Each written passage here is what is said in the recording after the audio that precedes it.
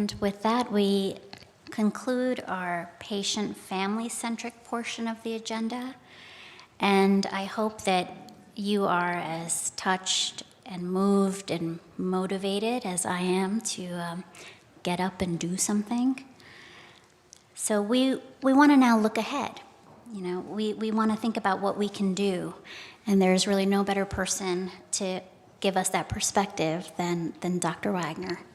John?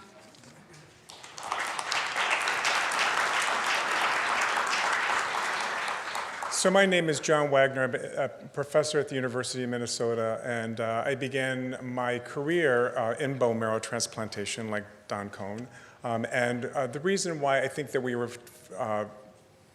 followed that path was because back in the 1980s and 1990s, bone marrow transplant was a great frontier.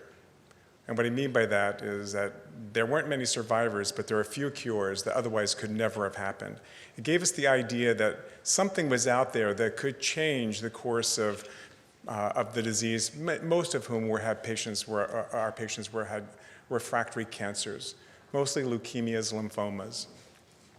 But also we began to explore its use in rare diseases, whether it be an immune deficiency or a bone marrow failure syndrome like Fanconi anemia, thalassemia, sickle cell disease. And so, you know, we were used to, in a sense, and I use that term in a sense because we were used to having 20% of our patients die of the treatment we gave them. For the chance of having a good outcome. So let me go back to Allie's case. 1996, her chance of being cured by a bone marrow transplant was 16%.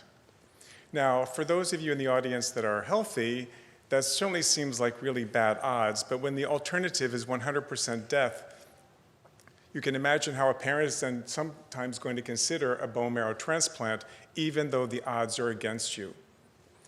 But from my point of view, and I would say for you too, Don, is that what we do is we see this as a challenge where we continually have to learn through the science to do something different, bold, bigger, whatever that is. And so that's taking me down the path of evaluating different stem cells.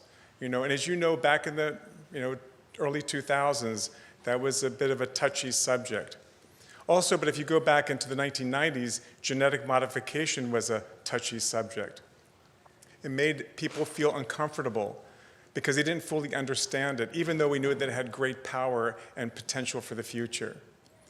But the reason for bringing that up is that, a couple of things that I've learned. First is that you need to take bold action for these very bad diseases. I take care of only patients who have incurable diseases. So you're probably, well, perhaps many in this room, might see someone like me as bringing hope, but you can imagine the majority of people would say, well, you're the last person I want to see, because it means you've tried everything else and I'm the last resort. I can tell you that there are some people who are healthy who come and ask me what I do, and I tell them and they turn away because it's too difficult. Some just cry. There's others that will say, this is awesome. It's so fascinating, about the things that you can do today that you could never do before. And you brought up the idea of genetic testing. So can you imagine, and again, this audience is not the typical audience, but can you imagine where I can go to a family or a child with Fanconi anemia, and I can tell the parent, in many cases, your child will have bone marrow failure by the age of 6, will have leukemia by the age of 8, and will be dead by the age of 10. And this is a mother with a newborn baby, and she's thinking like, what? When in fact all that she's heard before is, well, Fanconi anemia is a bad disease, but I don't know much about it. That's what most doctors would say.